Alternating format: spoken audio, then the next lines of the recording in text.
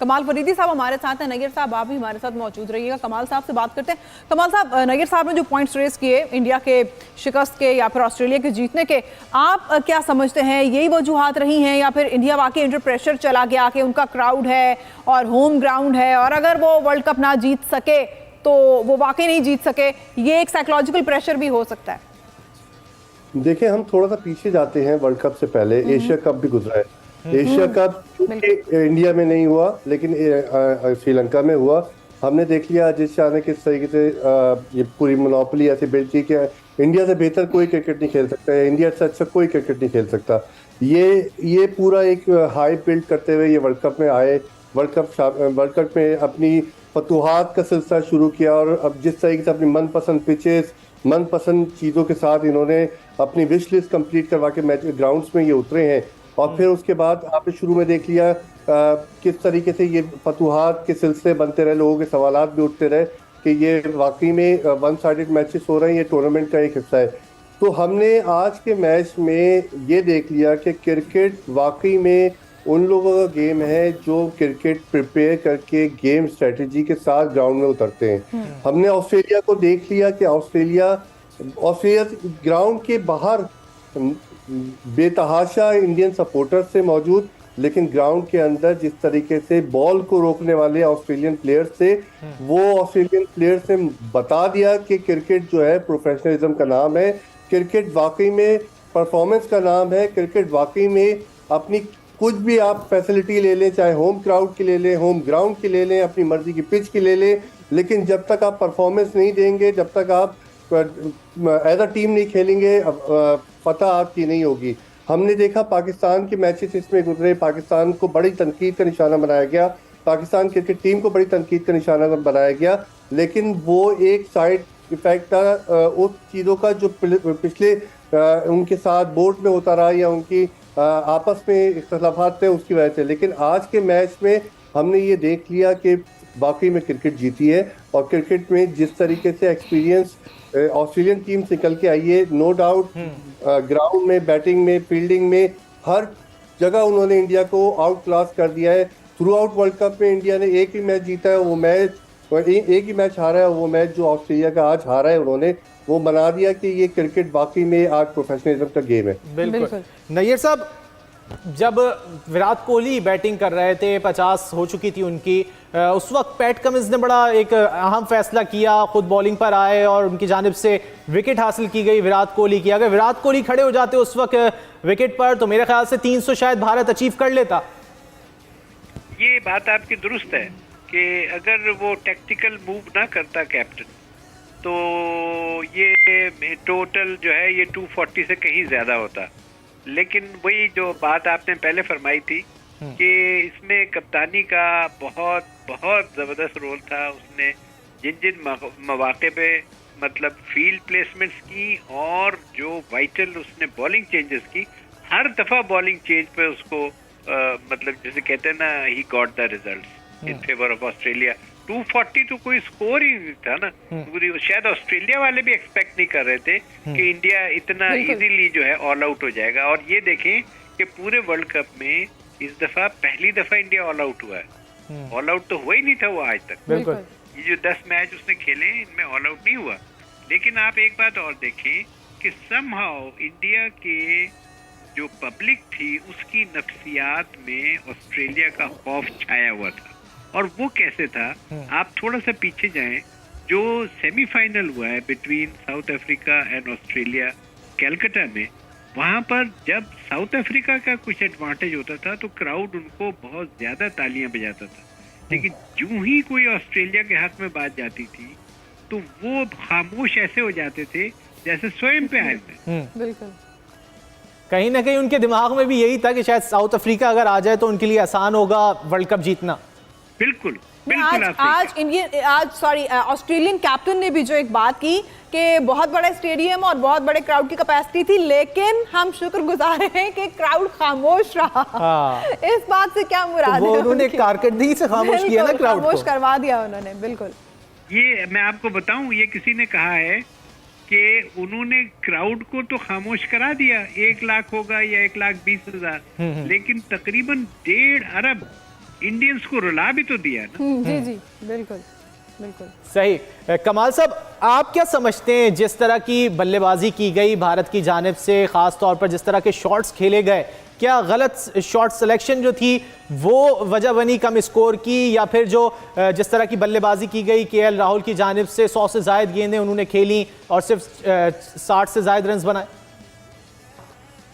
जी बिल्कुल, जिस तरीके से हमने देखा कि इनके ओपनिंग बैट्समैन जो थे वो आते के साथ गैर जिम्मेदाराना शॉट्स खेलते हुए, और जिस तरीके से अब वो एक खौफ, जो नैयर साहब भी बोल रहे हैं, एक खौफ था ऑस्ट्रेलिया का, एक खौफ था कि ऑस्ट्रेलिया के बॉलर्स के साथ वो शायद अपने आप को कंफर्टेबल नहीं समझ पाए और उन्होंने गैर जिम्मेदाराना शॉट्स खेले, जिसकी वजह से विकेटें ताबतें इनकी जाती रही और जिसकी वजह से एक प्रेशर बिल्ड होता रहा। विराट ने नो डाउट एक जिम्मेदाराना इनिंग खेलने की कोशिश की, लेकिन उनको दूसरे एंड पे जब सपोर्ट नहीं मिली और जिस तरीके से केएल राहुल और दूसरे लोग इनके साथ खड़े हुए एट द एंड, और फिर विराट की विकेट चली गई, तो फिर आपने देखा खामोशी और ग्राउंड में जो एक माहौल था खौफ का, वो हावी हो गया था इंडियंस पे, इंडियन स्पेक्टेटर्स पे।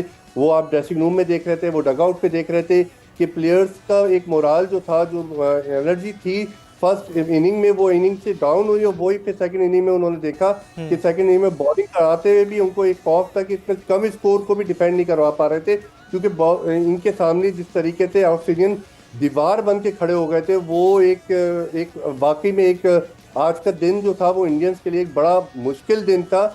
इंडियंस दिवाली मना के, आज पटाखे मना के, और बहुत सारे पटाखे बचा के रखे हुए थे, दिल के अरमा आंसुओं में बह गए, टूट गए एक्चुअली, लेकिन उनके पटाखे भी टूट गए और टीवी स्क्रीन भी बहुत सारी टूट गई। जी जी बिल्कुल, बहुत जज्बाती क्राउड होता है इंडिया का। एजाज हमें ज्वाइन कर चुके हैं, कमाल साहब एजाज से बात करते हैं। एजाज, जैसे कि बात हो रही है, नगीर साहब ने कहा कि इंडियन टीम पिच ऑब्सेशन का शिकार हुई है, वो अपनी मर्जी की पिचेस पर खेलने के शायद आदी हो चुके थे और देखने वालों को भी लगता था कि क्या कमाल खेल रहा है इंडिया, ये विराट की सेंचुरी और बुमराह के बॉलिंग और ऑल दैट, तो शायद पिच ऑब्सेशन भी वन ऑफ द रीजंस है आज के मैच की। चीजों पे लगे हुए हैं। टॉस उनके कप्तान ने जीता और उसके बाद उसने अपनी मर्जी का फैसला किया। और हम अभी पिछले लास्ट आवर में भी बात कर रहे थे, मैं और सलमान मिर्जा, कि इंडिया ने जो आखिरी 5 वनडे मैच इस वर्ल्ड कप में जीते हैं वो इंडिया ने पहले बैटिंग की है, जैसे आज पहले बैटिंग की है, लेकिन उन्होंने 300 प्लस रन किए और फिर इंडियन बॉलर्स ने इस दौरान आपके सामने श्रीलंका को 100 के नीचे आउट किया, इंग्लैंड को आउट किया। साउथ अफ्रीका वाला मैच जो ईडन गार्डन्स में 5 अक्टूबर को इंडिया ने खेला था वो हम सबके सामने है। तो इस बार पैट कमिंस ने जो फैसला किया वो बड़ा दलेराना फैसला था। मतलब उसने ये सोचा कि मुझे कम नुकसान किस चीज में होगा और उसको यही लगा कि इंडिया को पहले खिलाया जाए।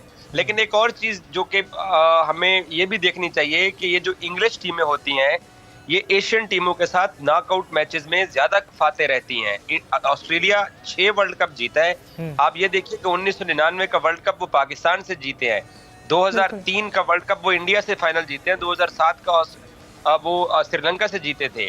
तो नॉकआउट मैचेस में और स्पेशली टाइटल के जो मुकाबले होते हैं वहाँ एशियन टीमें मेरे हिसाब से उस लेवल की उनकी मेंटल स्ट्रेंथ नहीं होती है कि वो इतने बड़े मुकाबले को जीत सकें। अगर इंडिया 2011 का वर्ल्ड कप जीता है अपने होम ग्राउंड्स पे तो फाइनल में श्रीलंका को हराया। अगर पाकिस्तान ने 2017 की चैंपियंस ट्रॉफी जीती तो पाकिस्तान ने एशियन टीम इंडिया को हराया है। तो अब ऑस्ट्रेलिया का रिकॉर्ड देख लें कि वो नॉकआउट मैचेस में आते हैं और फिर फाइनल जीत के चले जाते हैं। तो ये एशियन प्लेयर्स का भी थोड़ा प्रॉब्लम है कि ये बड़े ओकेजन के ऊपर अक्सर ही चोक कर जाते हैं। सही। नैयर साहब, जैसे कि महाविश बात कर रही थी पिच के हवाले से, एक तस्वीर बड़ी गर्दिश कर रही थी सोशल मीडिया पर, पैट कमिंस पिच की तस्वीर ले रहे थे अपने मोबाइल से। आप क्या समझते हैं, बड़ी बेहतरीन पिच उनकी जानिब से रीड की गई और पहले बॉलिंग का फैसला किया गया और थोड़ी स्लो पिच थी? जी, पिच बिल्कुल स्लो थी, इसमें कोई शक नहीं है, लेकिन मैं समझता हूँ कि बाद में कंडीशंस ऐसी हो गई थी कुछ ड्यू की वजह से और कुछ वक्त के साथ साथ कि पिच बैटिंग के लिए और ज्यादा साजगार हो गई थी ऑस्ट्रेलिया के हक में। आप इससे अंदाजा करें ना गेम का, जरा देखें कि इंडिया ने पूरी इनिंग में 50 ओवर खेले हैं, 240 रन बनाए और सिर्फ उन्होंने 13 चौके लगाए सिर्फ और 3 छक्के। दूसरी तरफ अकेले ट्रेविस हेड ने 15 चौके लगाए और टोटल टीम ने उनके 22 चौके लगाए और 5 छक्के लगाए। तो कहने का मकसद ये है कि डेफिनेटली अगर ये स्टेटिस्टिक्स हम देखें तो हमें पता चलता है कि पिच ने शुरू में खेलने के बाद अपना कैरेक्टर चेंज किया और साथ में जो ग्राउंड कंडीशंस चेंज हुई, जो ड्यू वगैरह आई, उसकी वजह से बॉल जो है वो पिच पे जब आ रही थी तो बैट के ऊपर कदरे बेहतर आ रही थी। जैसे कि शुरू में इतना बॉल, आपने कई शॉट्स देखी होंगी, उनके बैट्समैन पहले खेल जाते थे और बॉल बाद में पास ऑन होती थी विकेट कीपर के पास या उनकी बॉडी पे लगती थी या जो भी होता था। पहले शुरू में आपने सही ऑब्जर्व किया कि पिच का कैरेक्टर वो नैयर साहब मतलब चेंज हुआ बात। बिल्कुल, और जो आप बात कर रहे हैं कि शॉट खेल जाते थे बॉल बाद में आती थी, मिचेल स्टार्क ने जब पहली इनिंग के बाद गुफ्तगू करी तो उसमें उनका यही कहना था कि हमने वेरिएशंस बड़ी ट्राई करी जिसकी वजह से हमें थोड़ी मदद मिली और फिर विकेटें भी हासिल की। जी आप सही फरमा रहे हैं कि पिच इस वक्त ये जो इंडिया ने जिसे कहते हैं ना कि एक गड्ढा खोदा था वो उसमें खुद ही गिर गए। इनको चाहिए ये था, देखें पहले ही इनको आईसीसी ने इंस्ट्रक्शंस दे दी थी कि पिच के ऊपर ग्रास होना चाहिए और बैटिंग पिच होनी चाहिए और बाउंड्रीज जो हैं उन्होंने कहा था कि कोई भी जो है वो मेरा ख्याल है 70 मीटर से नीचे नहीं होगी। इन्होंने तो 58, 57 तक की बाउंड्रीज रख के एक तमाशा बना दिया इस वनडे मैच को। यहाँ पर मैं आपसे रिक्वेस्ट करूंगा जब भी आपको मौका मिलता है, अगर आप पहले 10 ओवर की एक कोई पैकेज दिखा दें जो फील्डिंग की है वार्नर ने और ट्रेविस हेड ने, वो मैं समझता हूँ कि देखने से ताल्लुक रखता है आपके प्रोग्राम में आज या जब भी आपको मौका मिलता है। उस चीज को आप प्लीज जरूर आगे रखिएगा कि उसने मतलब ये ऐसे लगता है जैसे कि हम कोई एक लर्निंग सेशन देख रहे हैं कि फील्डिंग होती क्या चीज है। बिल्कुल बिल्कुल। अच्छा, एजाज हमारे साथ है। एजाज, जिस तरह से इस वर्ल्ड कप में बहुत से रिकॉर्ड बने, बहुत से रिकॉर्ड्स टूटे और बहुत से इल्जामात भी आते रहे इंडिया पर, आईसीसी पर, बीसीसीआई पर, लेकिन आज के मैच ने आपको क्या लगता है कि इल्जामात को धो दिया है? शायद ये इस मैच ने सुरखरू कर दिया है क्रिकेट को। व्हाट डू यू से? देखें, पहले भी जिस तरह के इल्जामात लग रहे थे, क्योंकि as a professional sports journalist मैं तो इन चीज़ों पे बिलीव नहीं करता कि दो मुख्तलिफ गेंद होते हैं दोनों एंड से और इंडिया को कोई डिफरेंट बॉल दिए जा रहे थे या कोई पिच टेम्परिंग की जा रही थी। अब होम टीम का एडवांटेज यही होता है जो उन्होंने 10 मैचेस के अंदर ले लिया था कि हमने अपना पाकिस्तान के साथ मैच कहाँ खेलना है, अफगानिस्तान की कमज़ोर टीम के साथ कहाँ खेलना है, ऑस्ट्रेलिया जैसी बड़ी टीम को उन्होंने पहले चेन्नई में स्पिन विकेट के ऊपर 190 पे आउट करके जीता था। तो जो इंडिया ने डिजाइन की थी चीजें वो उनको सपोर्ट करती थी राउंड मैचेस की हद तक। नॉकआउट मैचेस के अंदर फिर आपको वो चीजें आपकी फेवर में नहीं होती हैं। और दूसरा, एक लंबा टूर्नामेंट खेलने के बाद थोड़ा इंडियन ओवर कॉन्फिडेंट भी हो गए थे। इस बात में भी कोई शक नहीं है कि उनको लगता था कि हम बॉलिंग कर रहे हैं तो तबाही हमारे बॉलर्स मचा रहे हैं, हम बल्लेबाजी कर रहे हैं तो हम 400 के करीब रन कर रहे हैं। सो ओवर कॉन्फिडेंट टीम भी थी। लेकिन जैसे मैंने पहले कहा कि एशियन टीमों की यही कमजोरी होती है। हम 2022 का T20 वर्ल्ड कप फाइनल हार गए इंग्लैंड जैसी टीम से, जबकि हालांकि T20 में पाकिस्तान बहुत अच्छा करता चला आ रहा था। गो के नीदरलैंड ने हमें बेनिफिट किया सेमीफाइनल में पहुंचने के लिए, लेकिन सेमीफाइनल में न्यूजीलैंड टूर्नामेंट की बेस्ट टीम थी, पाकिस्तान ने हराया था। एशियन टीमों का ये प्रॉब्लम है कि ये बड़े मैच के अंदर ऐसा हो जाता है। आप रिकॉर्ड देख लीजिए ना, ऑस्ट्रेलिया 6ठा वर्ल्ड कप जीता है, आखिर वो एशियन टीमों से ज्यादा जीता है। इसके पीछे वजह यही है सबसे बड़ी। यानी कि एक उनका सुपेरियरिटी और हमारा शायद कोई कॉम्प्लेक्स बीच में आड़े आ जाता है साइकोलॉजिकली। कमाल साहब, आप क्या समझते हैं? जैसे कि पिच ऑब्सेशन की बात की है नैयर साहब ने और एजाज कह रहे हैं कि ये एशियन टीमों का मसला है कि जब वो गोरों के साथ खेलती हैं तो कॉन्फिडेंस लूज कर जाती हैं। तो क्या आज ये भी एक वजह हो सकती है? बिल्कुल, ये एक वजह बनी है और ये वजह हमने सेमीफाइनल्स में जिस तरीके से हमने साउथ अफ्रीका और ऑस्ट्रेलिया का मैच देखा, जिसमें एक किस्म की हमें वहीं से एक वाइब बिल्ट होते हुए नज़र आई कि साउथ अफ्रीका के साथ कंफर्टेबल है ज़्यादा, क्योंकि उनको वीक टीम कंसिडर कर रहे हैं इंडियंस, और ऑस्ट्रेलियंस के साथ थोड़ा सा कॉन्फिडेंट टीम के साथ वो थोड़ा सा घबरा रहे हैं। तो वो क्राउड भी इस चीज़ को अवेयर करता है। तो ये नो डाउट एक हिस्ट्री रही है कि अगर हम किसी गोरी टीम के साथ खेलते हैं, एक वेस्टर्न टीम के साथ खेलते हैं, तो वो एशियन टीम्स उसमें थोड़ा सा लड़खड़ा जाती है और वो फाइनल्स और नॉकआउट मैचेस में स्पेशली अपनी जगह नहीं मेंटेन रख सकती। यहाँ पे हमें वेकअप कॉल मिली है एज एन एशियन नेशन और as a home ground nation के इंडिया को यहाँ पे आईसीसी की तरफ से वेकअप कॉल देनी चाहिए कि पैसा ही कुछ नहीं होता, आपने क्रिकेट की बका के लिए काम करना होता है। यहाँ पे जितने भी सवालात उठे हैं, जो इजाज ने भी बताया कि ये ऐसा पॉसिबल नहीं है, लेकिन एक क्राउड, जो हम क्रिकेट खेलते किस लिए हैं? एंटरटेनमेंट के लिए। एंटरटेनमेंट किसके लिए? आवाम के लिए। आवाम की अगर ये एक सवाल उठ गया, सोशल मीडिया पे ये सवाल गर्दिश कर रहा है, एक दफा नहीं, एक मैच में नहीं, 10 मैचेस में, कंटिन्यू मैचेस में ये गर्दिश किए जा रहा है, तो इस पे एक इंक्वायरी बैठनी चाहिए कि वाकई में कहाँ पे क्या कोताहियां हुई है, किस तरीके से सही इन तमाम चीजों पर भी बात ही करेंगे। कमाल साहब और एजाज, आप हमारे साथ रहिएगा, यहाँ ट्रांसमिशन में लेंगे एक ब्रेक।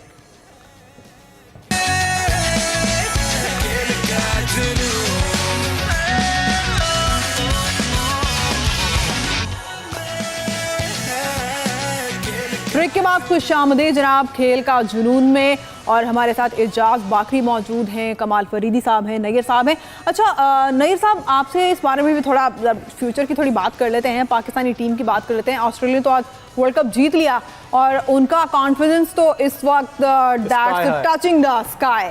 अब पाकिस्तान की जो सीरीज होने जा रही है इन कमिंग डेज, और पाकिस्तानी टीम इस वक्त जिन अप्स एंड डाउन्स का शिकार भी है, तो आप क्या समझते हैं कि ऑस्ट्रेलिया से सीरीज जीतनी है, एक अच्छा कंपटीशन देना है, तो क्या तैयारी होनी चाहिए?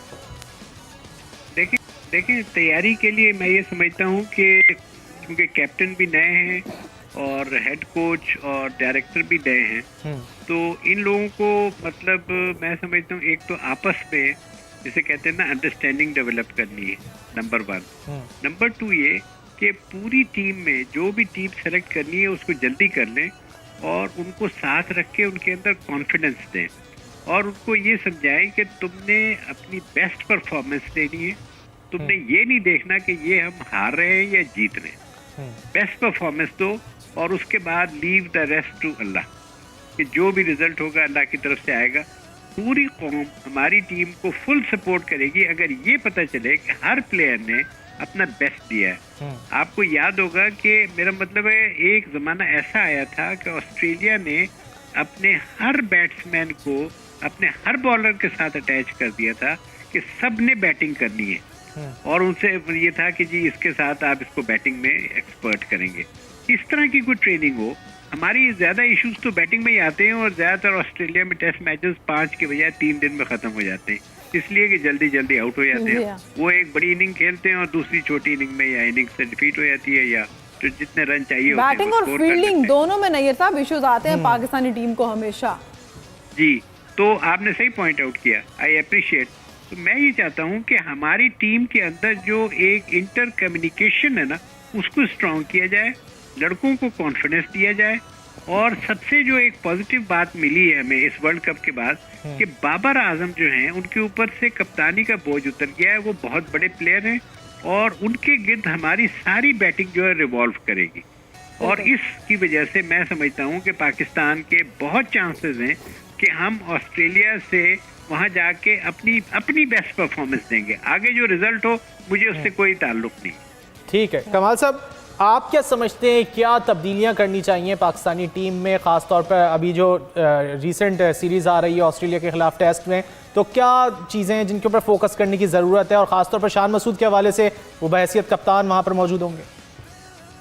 देखिए मेरे नज़दीक टीम में तब्दीली करना इस वक्त तो मुनासिब नहीं है, क्योंकि ये टीम कंटिन्यूटी में कुछ इनमें से प्लेयर्स ऐसे हैं जो खेलते हुए आ रहे हैं। यहाँ पे टीम के साथ जो सबसे बड़ा ड्रॉबैक हुआ है वो ये हुआ है कि टीम के साथ मैनेजमेंट कोऑपरेटिव नहीं रही है। मैनेजमेंट का एक कंफ्यूजन रहा है through out the tournament. Asia cup देख लें आप, उससे पहले इन्होंने LPL खेला, पाकिस्तान सीरीज खेली, अंडर 19 सीरीज टूर्नामेंट खेला, फिर इसके बाद वर्ल्ड कप में ये आए। तो थ्रू आउट एशिया इन लोगों के पास मैनेजमेंट की सपोर्ट नहीं रही। कभी बोर्ड तब्दील हो रहा है, कभी मैनेजमेंट से सवालात आ रहे हैं, कभी कयास राइयाँ आ रही हैं, तो टीम में एक बड़ा कंफ्यूजन का शिकार रही है टीम। अब हमें जबकि अब हम देख रहे हैं एक बाबर एक जिम्मेदारियों से एक किस्म से आज़ाद हुए हैं, कैप्टनसी की जिम्मेदारियों से, और इस जिम्मेदारी के साथ वो अपनी परफॉर्मेंस पे तवज्जो नहीं दे पा रहे थे। अब वो परफॉर्मेंस पे जब तवज्जो देंगे तो हमें सिर्फ टीम के साथ एक बेटर कम्युनिकेशन, एक बेटर मैनेजमेंट के साथ उनको एक टीम बिल्डिंग की तरफ एक रेगुलर एक सेशंस के साथ उनके साथ एक कम्युनिकेशन बिल्ड करनी चाहिए कि कहाँ पे उनको क्या प्रॉब्लम्स है, उन प्रॉब्लम्स को कैसे ओवरकम किया जाए, क्योंकि अब तक हमारे प्लेयर्स अपनी इनिंग्स, अपनी बका की जंग लड़ते रहे हैं कि हर मैचेस में। अब हमें उनको कॉन्फिडेंस डेवलप करना चाहिए, उनको बताना चाहिए कि आप वाकई में पाकिस्तानी टीम के प्लेयर हैं और आपकी परफॉर्मेंस के बेसिस पे आपकी एक पोजीशन मेंटेन रहती है, बरकरार रहती है, ना कि आप मैनेजमेंट की मर्जी के मुताबिक अपनी कैप्टनसी को चला सके। तो यहाँ पे हमें बहुत अच्छी तरीके से मैनेजमेंट और टीम की एक कम्युनिकेशन ब्रिजिंग करनी चाहिए, बताना चाहिए कि मैनेजमेंट क्या चाह रही है और टीम किस तरह से परफॉर्म कर रही है। सही। एजाज, आप क्या समझते हैं अब जो ऑस्ट्रेलिया के साथ हमारी टेस्ट सीरीज होने जा रही है, जैसे नैयर साहब कह रहे हैं कि एक प्लेयर को तीनों चीज़ों पर ग्रिप होनी चाहिए, जैसे कि बैटिंग पर स्पेशली और ये फील्डिंग पर, यानी कि एक परफेक्ट ऑलराउंडर होना चाहिए 11 के 11 खिलाड़ियों को। और ये तो पाकिस्तानी टीम की हमेशा से शुरू से ही कमज़ोरी रही है कि बैटिंग लाइन में 2-3 लोग अच्छा परफॉर्म करते हैं तो बाकी के लुढ़क जाते हैं, और फील्डिंग भी आपकी हमेशा ही हम देखते हैं कि हमारी टीम की कमज़ोर रही है। और दूसरा, नैयर साहब ने कहा कि कॉन्फिडेंस दें लड़कों को, तो अब ये तीनों चीज़ें कैसे मुमकिन होंगी? देखिए, मैं थोड़ा सा डिसएग्री करूंगा। टेस्ट मैचेस में आप ऑलराउंडर्स के साथ नहीं जीतते हैं। टेस्ट मैचेस में आपको रेगुलर्स चाहिए होते हैं, चाहे वो बैट्समैन हो, चाहे वो फास्ट बॉलर्स हो या वो स्पिनर्स हो। कोऑर्डिनेशन टीम की अच्छी हो सकती है, सब कुछ अच्छा हो सकता है, कप्तान जो नए बने हैं उनसे भी अच्छे हम तबको फैसलों के कर सकते हैं। लेकिन हमारा इस वक्त सबसे बड़ा मसला ये है, जिस पर हम में से किसी की तवज्जो भी नहीं है, वो है कि हमारी बॉलिंग लाइनअप क्या है। ऑस्ट्रेलिया में टेस्ट मैच जीतने के लिए आपको 20 विकेटें लेनी है। दूसरी टीम को 2 दफा आउट करेंगे तो टेस्ट मैच जीतेंगे, अगर 2 दफा आउट नहीं करेंगे तो टेस्ट मैच ड्रॉ हो जाएगा।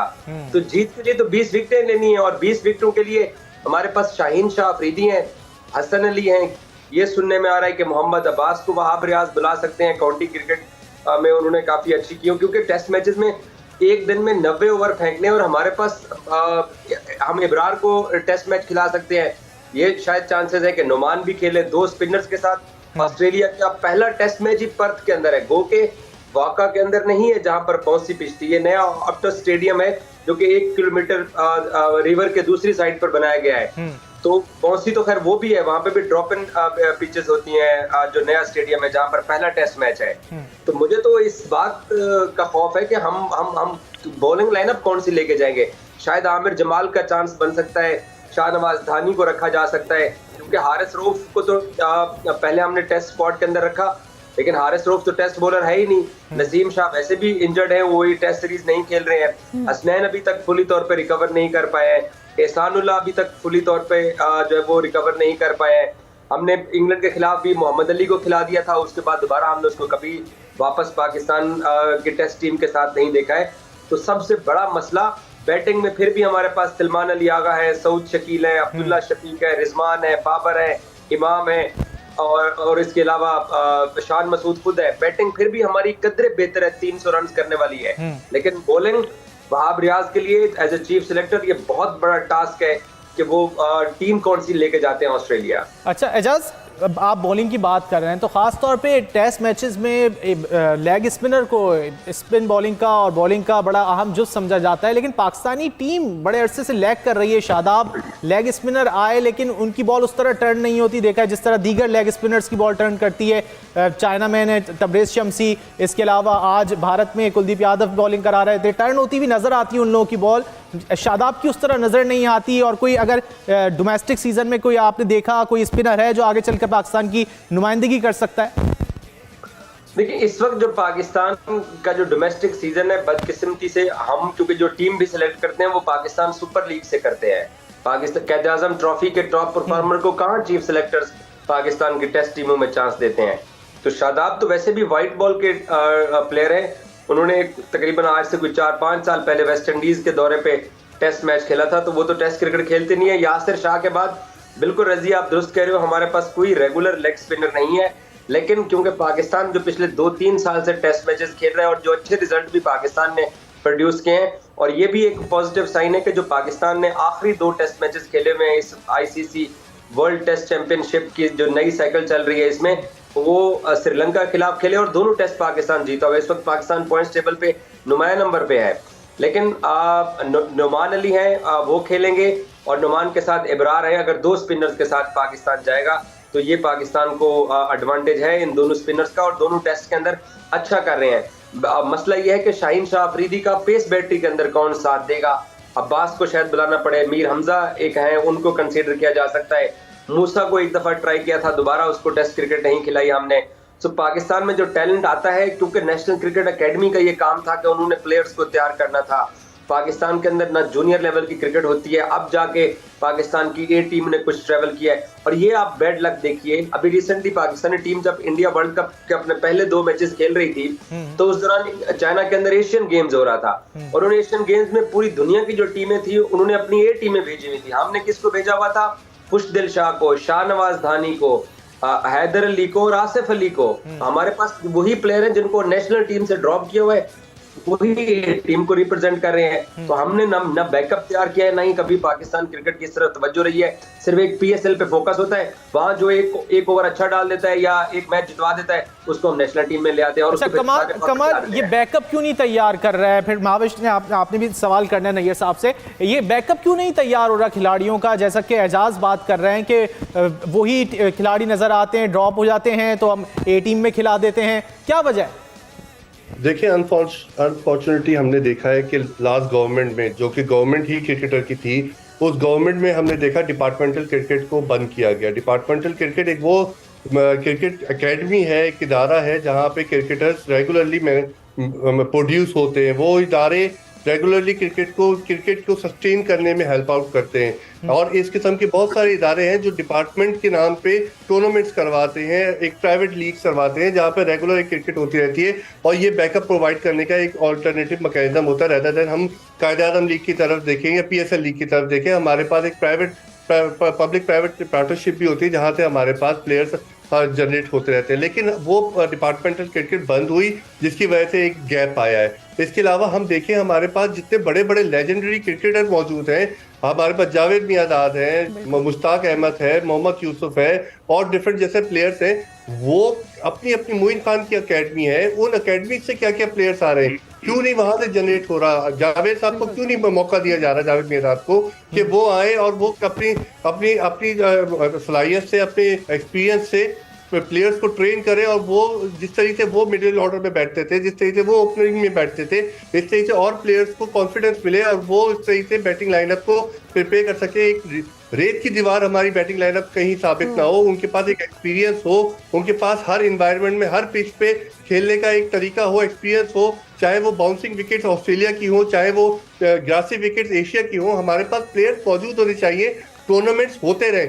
ये टूर्नामेंट्स नहीं होते, ये डिपार्टमेंटल क्रिकेट नहीं है, जिसकी वजह से हमारे पास बैकअप इस वक्त ऑलमोस्ट नन है। जो हम देख रहे हैं, हमारी ए टीम में भी ड्रॉप आउट जा रहे हैं हमारे पास, और अंडर 19 में भी वो प्लेयर्स हैं जो हम देख रहे हैं, कंसीडर कर रहे हैं अपने प्लेइंग 11 के लिए। तो हम ये लम्हा फिक्रिया है हमारे बोर्ड के लिए भी कि क्यों नहीं हमारे पास बैकअप रेडी है, क्यों नहीं हमारे पास एक नंबर 1 पे खेलने के लिए 10 प्लेयर मौजूद है, क्यों नहीं हमारे पास नंबर 2 पे खेलने के लिए एक बॉलर मौजूद है, जो कि हमारे पास सिर्फ शाहीन शाह अफरीदी की जगह ऑल्टरनेटिव कोई अब तक ले नहीं पाया कोई। अगर वो अनफिट हुए थे, नसीम शाह अनफिट है, तो टूर्नामेंट पे जाने के लिए कोई दूसरा ऑल्टरनेटिव बॉलर मौजूद नहीं है।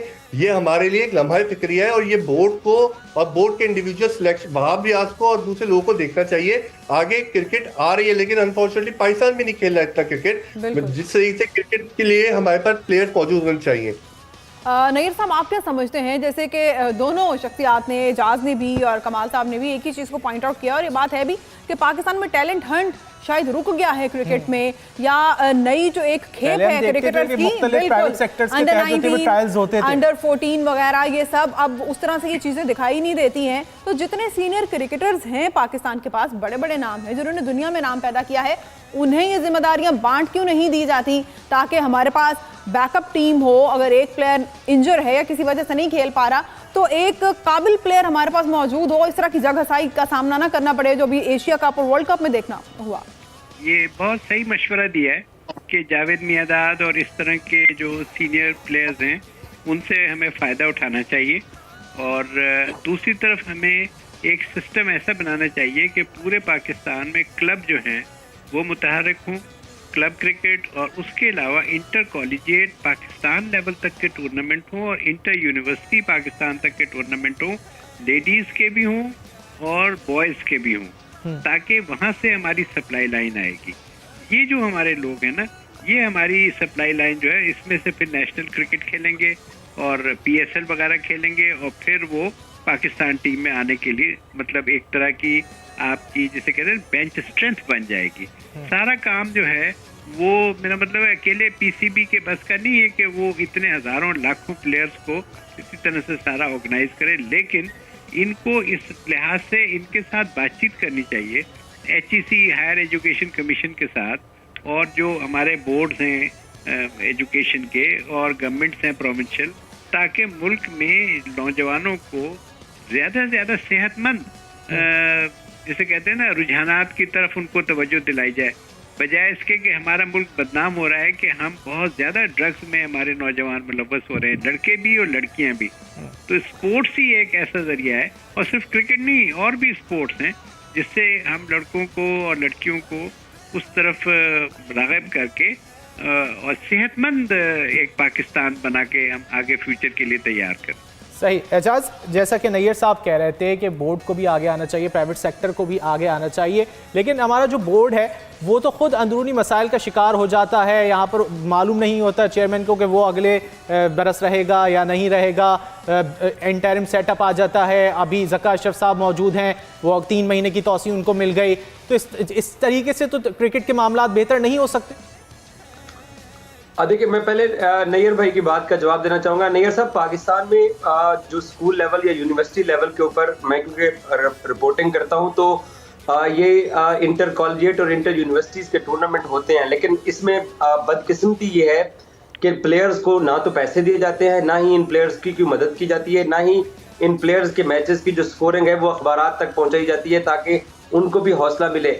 अगर आप बात कर रहे हो उस जमाने की जब मिंटो पार्क के अंदर 40 क्लब लगते थे, मुस्लिम जिमखाना या बाकी क्लब्स जहां से वसीम अकरम, सलीम मलिक जैसे बड़े प्लेयर्स लाहौर से निकले थे, अब वो जमाना नहीं रहा है। अब क्लब क्रिकेट को कोई तवज्जो नहीं दी जाती है। स्पाइक्स पहन कर आप बॉलिंग नहीं करवा सकते हो। कितने लाहौर के ऐसे ग्राउंड्स हैं जो कि मुख्तलिफ क्लबों के पास हैं, वहां पर आप स्पाइक्स पहन के फास्ट बॉलर बॉलिंग ही नहीं करवा सकते। वो कहते हैं हमारा विकेट खराब हो जाता है। ये मसला है। पाकिस्तान क्रिकेट बोर्ड का यही काम था। PCB तो एक ऐसा इदारा था जिसने अपनी एसोसिएशंस को फॉलो करना था। यहाँ बदकिस्मती ये है कि वजीर आजम के पास जब से पैटर्न इन चीफ के इख्तियारात के हैं, तो घात लगा के लोग बैठे होते हैं। कभी कोई हमारे मीडिया से, कभी कोई रिटायर्ड फौजी जैसे पाकिस्तान के दूसरे खेलों को चला रहे हैं, और बाकी बहुत सारे ऐसे शोबों के लोग हैं जो कि रिटायरमेंट की अपनी लाइफ को एजाज, जब सियासी बुनियादों पर तकर्रियां होंगी तो फिर नतायज इसी तरह के सामने आएंगे, क्योंकि डायरेक्ट नीचे जो जहां पर खेल को सर्व करना होता है ना, वो चीज है ही नहीं है। पाकिस्तान एयर मार्शल, नैयर साहब हमसे ज्यादा सीनियर है, इनको मालूम होगा कि एयर मार्शल नूर खान के जमाने में हमारी हॉकी कहां पे थी, क्योंकि वो जुनून की हद तक इस खेल से प्यार करते थे। उनको अपने बीवी बच्चों को या अपने बेटे की वाइफ को, बाकी लोगों को अहमदाबाद ले जाकर इंडिया पाकिस्तान का मैच दिखाने का उनको शौक नहीं था। उन लोगों ने खेल पे सर्व किया, तभी पाकिस्तान ने स्पोर्ट्स में एक अरसा डोमिनेट किया है। अब प्रॉब्लम हमारी हुकूमत से स्टार्ट होती है और नीचे लोकल एसोसिएशन तक। मैं अभी इंडिया में वर्ल्ड कप कवर करके हूँ, आप यकीन कीजिए वहां पर लोकल एसोसिएशन इस हद तक मजबूत हैं कि इस ICC के इवेंट में हमें लगता है कि BCCI बादशाह है।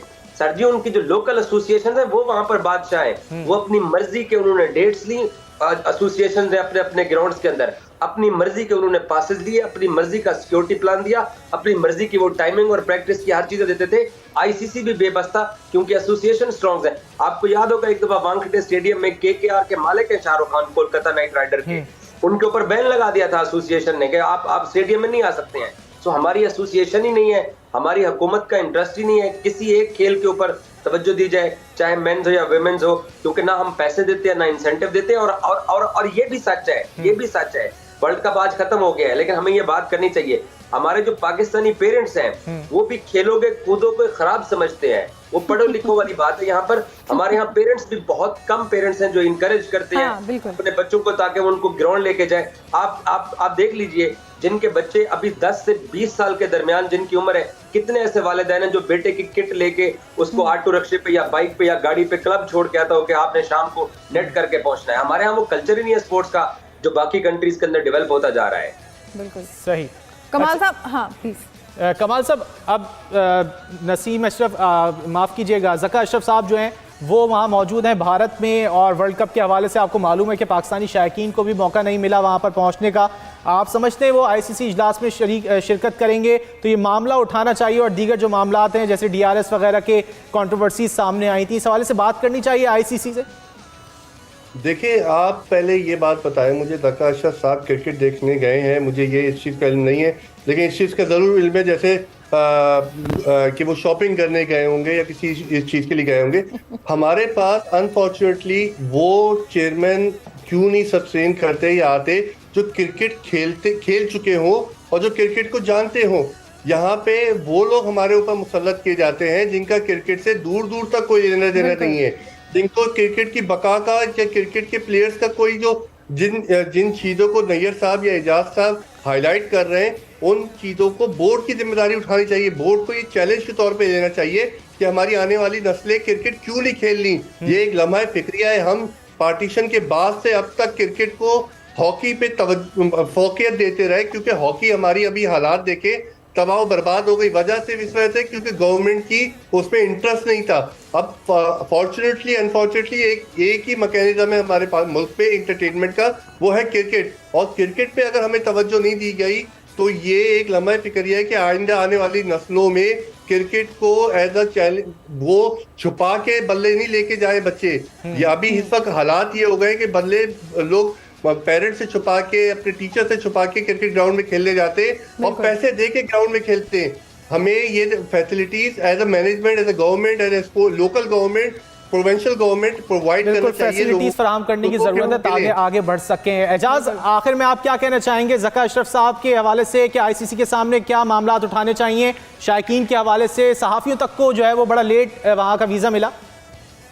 ये बहुत छोटे मसाइल हैं, ये दोनों चीजें बहुत छोटी हैं। सबसे बड़ी चीज ये है कि 2025 की चैंपियंस ट्रॉफी हमारे मुल्क में होनी है और हमें हर हाल में हर सूरत में हमें वो टूर्नामेंट अपने यहाँ होस्ट कराना है। कोई नेशन हमें ये ना कहे कि हाइब्रिड मॉडल के ऊपर हम लाहौर और कराची रावलपिंडी नहीं आते हैं तो हम श्रीलंका में अपने मैचेस खेल लेते हैं। ये अभी से आवाज है, क्योंकि अगला ICC का इवेंट तो T20 वर्ल्ड कप अमेरिका में 2024 में है, लेकिन वनडे की चैंपियंस ट्रॉफी पाकिस्तान के पास है। और पाकिस्तान क्रिकेट बोर्ड के चाहे कोई भी चेयरमैन हो, जैसे ही उसको सिफारिश पे लगाया गया हो, लेकिन हमें ये जंग लड़नी पड़ेगी अपनी चैंपियंस ट्रॉफी को सिक्योर करने के लिए, और किसी ब्लैकमेलिंग में नहीं आना पड़ेगा और हमें अपना ये टूर्नामेंट हर हाल करवाना है।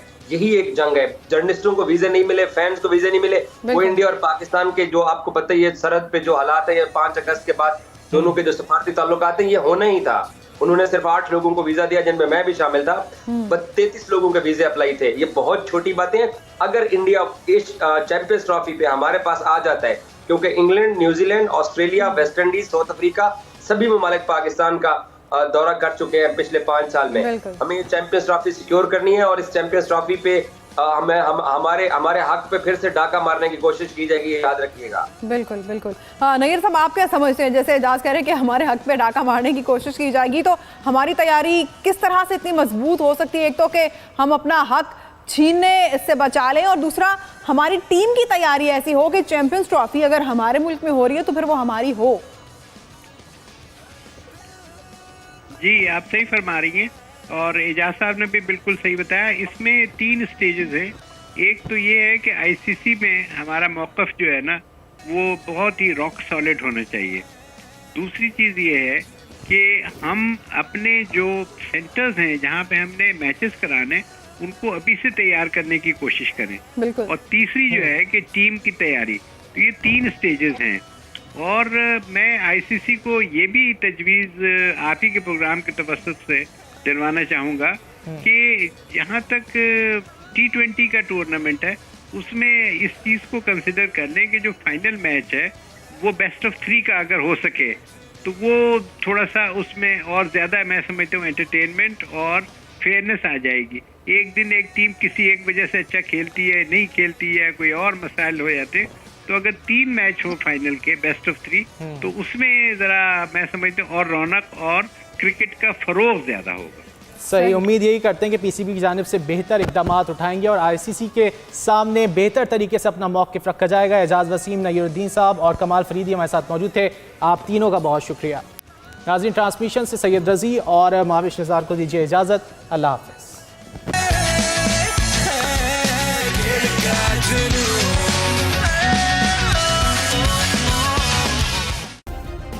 सब्सक्राइब करें और बेल दबाएं ताकि कोई खबर रह न जाए।